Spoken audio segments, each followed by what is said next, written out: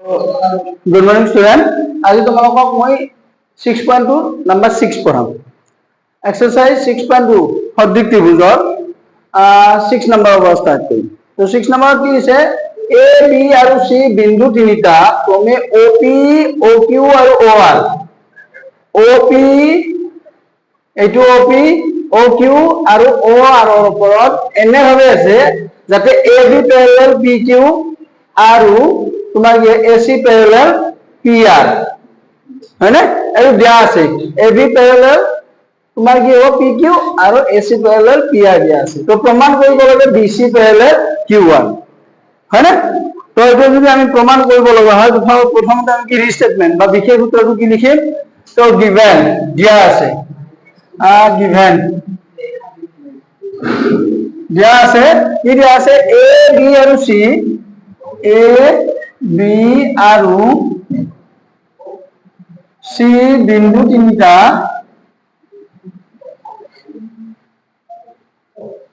তিনিটা ক্ৰমে OP এটো OP কমা OQ আৰু OR ৰ ওপৰত আৰু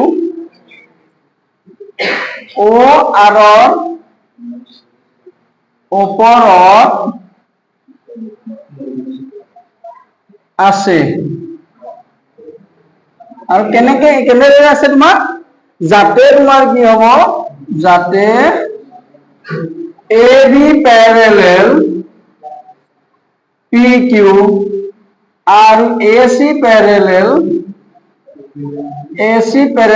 PR তো দেখুৱাব লাগে BC parallel QR এইটো আমি দেখুৱাব লাগে যদি তোমালোকে চিত্ৰটো ধুনীয়াকৈ আঁকি আহা আৰু ৰিস্টেটমেন্ট মানে বিশেষ সূত্ৰ ভাবে এখিনি যদি লিখি আহা তথাপিও তোমাৰ কি হয় পৰীক্ষাত নম্বৰ পাবা যে ৰিস্টেট মাৰ্কিং থাকে আন্ডাৰস্ট্যান্ড সো তোমাৰ এতিয়া আমি প্ৰমাণ কৰিম প্ৰমাণত কি লিখিম চোৱা প্ৰথম আমি কি লিখিম ত্ৰিভুজ POQ ত্ৰিভুজ POQ ত্রিভুজ POQ কি হবো AB parallel PQ AB parallel PQ কে লিখিছো অলরেডি গিভেন যেহেতু দিয়া আছে তোমার হয়নে নহয় সো তোমার কি হবো OA by AP is equal OB by BQ তো এইটো কি হয় উপপাদ্য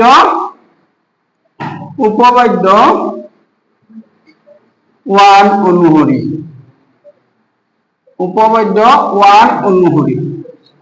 এইটো হ'ব নাম্বাৰ 1 বা BPT হয়নে নেক্সট তোমাৰ কি লম আমি POR লম এইটো বুঝিব POR আকৌ ত্ৰিভুজ POR তোমাৰ কি হয় AC parallel PR তো এইটো তোমাৰ কি হয় দিয়া আছে AC parallel PR ইয়াত দিয়াই আছে হয়নে সো AC parallel PR যদি হয় তেতিয়াহলে তোমাৰ কি হ'ব therefore OA by AP is equal OC by OCR আৰু এইটো হ'ব উপপাদ্য 1 অনুসৰি তো এইটো নাম্বাৰ 2 এই চোৱা নাম্বাৰ 1 আৰু 2 ৰ পৰা চোৱা OA by AP is equal OB by BQ পাইছো OA by AP equal OC by CR পাইছো হয়নে তো 1 আৰু 2 ৰ পৰা আমি কি পাওঁ 1 আৰু 2 ৰ পৰা পাওঁ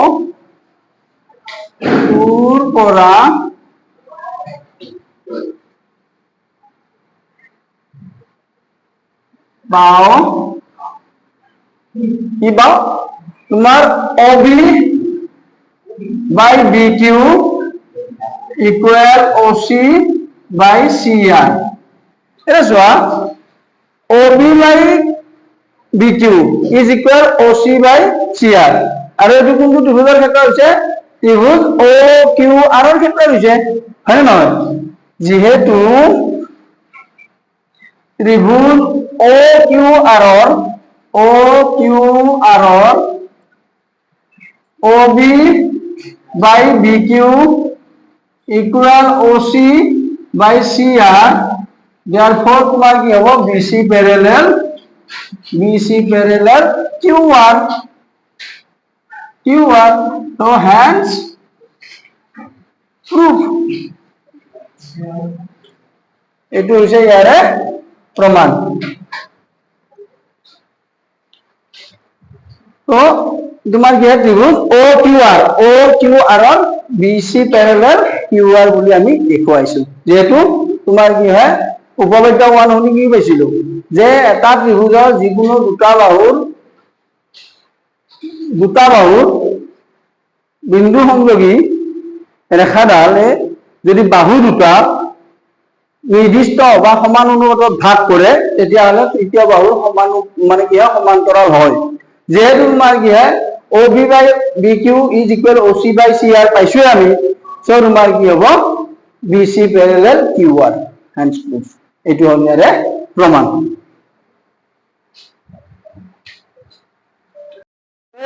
নাম্বাৰ 7 উপপাদ্য 6.1 ৰ সহায়ত প্ৰমাণ কৰা যে এটা ত্ৰিভুজৰ এটা বাহুৰ মধ্যবিন্দুৰে যোৱা ৰেখাডালে তৃতীয় বাহুটোক সমদ্বি মানে কি দ্বিখণ্ডিত কৰে দ্বিখণ্ডিত মানে কি দুটা ভাগত ভাগ কৰে হয় না তো আমাৰ কি হ'ব সলিউশন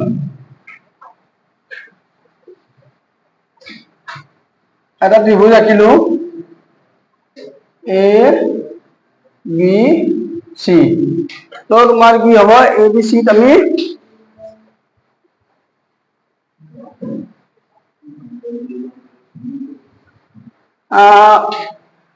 এটো D হল ইয়াৰে মধ্যবিন্দু D কাৰ মধ্যবিন্দু হ'ব AB ৰ মধ্যবিন্দু বুলি কৈছো তো তোমাৰ কি হয় এই মধ্যবিন্দুৰে যোৱা ৰেখাডালে এনেকৈ ৰেখা এডাল গ'ল আৰু এই ৰেখাডালে AC ক ই বিন্দুত কাটিছে বুলি ধৰি লৈছো তো প্ৰমাণ কৰিব লাগে AB by DB is equal AE by EC অৰ্থাৎ তোমাৰ কি হবে AE equal EC হেতু প্ৰমাণ কৰিব লাগে যেটো D2 ইয়াত তোমাৰ কি মধ্যবিন্দু তো এইটো বাদ is equal এইটো বাদ হ'ব নহয় obviously যেটো মধ্যবিন্দু মানে কি দুটা সমান পাৰতে ভাগ কৰিব হয়নে তো তোমাৰ কি হ'ব পইতে মনত তো ধৰা হ'ল ত্ৰিভুজ ABC D AB ৰ মধ্যবিন্দু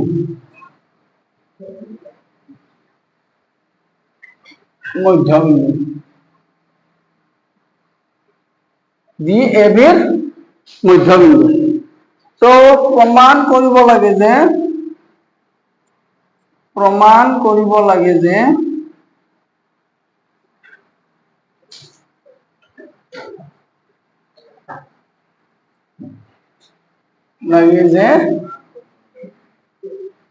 AE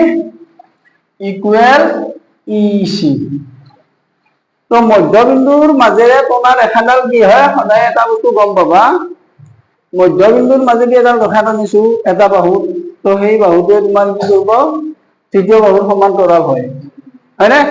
গৰে তোমাৰ কি হ'ব আমি যেহেতু প্রমাণ কি করিম যে ডি এ বির মধ্যবিন্দু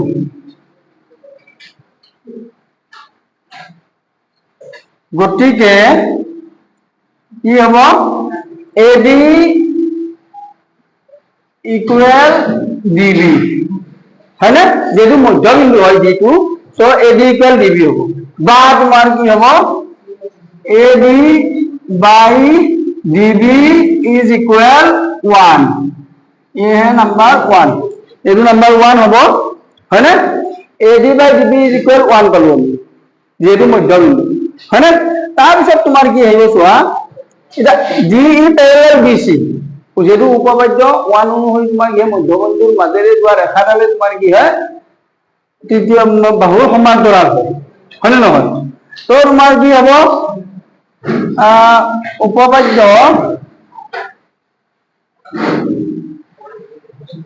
1 অনুসৰি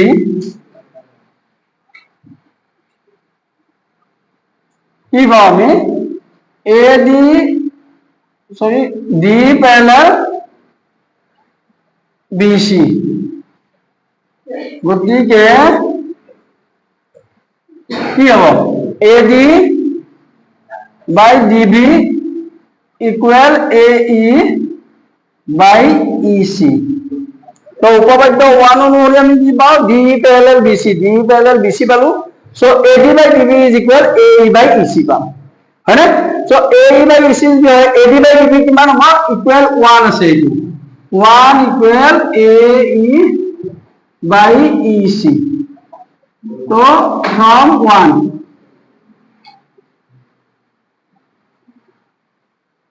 এক নম্বৰ পৰা কি পাইছো যেটো AD by DB ইকুৱেল আমি কি পাইছো 1 পাইছো সো 1 লিখি দিছো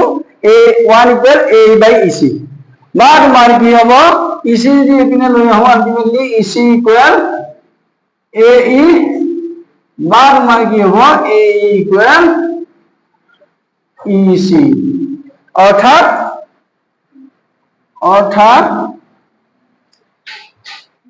কি হ'ব তোমাৰ অর্থাৎ ই এসির মধ্যবিন্দু অর্থাৎ ই এসির মধ্যবিন্দু এইটো হল ইয়ারে প্রমাণ গতিকে এই ই হল এসির মধ্যবিন্দু হ্যান্স প্রুফ ওকে এইটোৱে নাম্বাৰ 8 উপপাদ্য 6.2 সহায়ত প্ৰমাণ কৰা যে কি হৈছে এটা ত্ৰিভুজৰ দুটা বাহুৰ মধ্যবিন্দু সংযোগী ৰেখাডাল কি হয় তৃতীয় বাহুৰ সমান্তৰাল অৰ্থাৎ তোমাৰ কি হয় ডি হল এবিৰ মধ্যবিন্দু ই হল এচিৰ মধ্যবিন্দু তো ডি ই বিন্দুৰ মাজেৰে টনা ৰেখাডাল ডি আৰু এই ৰেখাডাল তোমাৰ কি হয় বিচিৰ সমান্তৰাল মানে এই ৰেখাডাল তোমাৰ কি হয় বিচিৰ সমান্তৰাল বুলি আমাক প্ৰমাণ কৰিব দিছে তো তোমাৰ কি হয় ধৰা হল ত্ৰিভুজ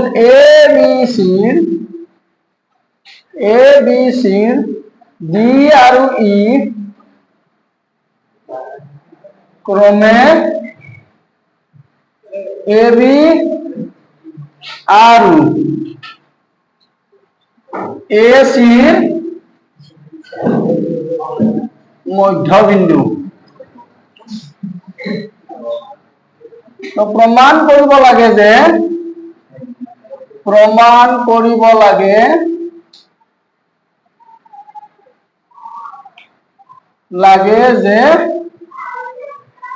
DE parallel BC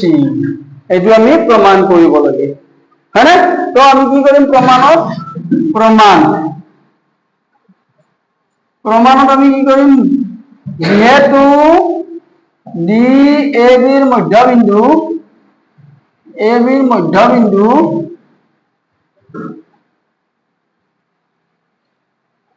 গতিকে কি হ'ব AD equal DB বা AD by DB is equal 1 এইটো হল নাম্বার 1 হয় না AD by DB is equal 1 এইটো হল নাম্বার 1 হ'ব আকৌ তোমাৰ কি একেদৰে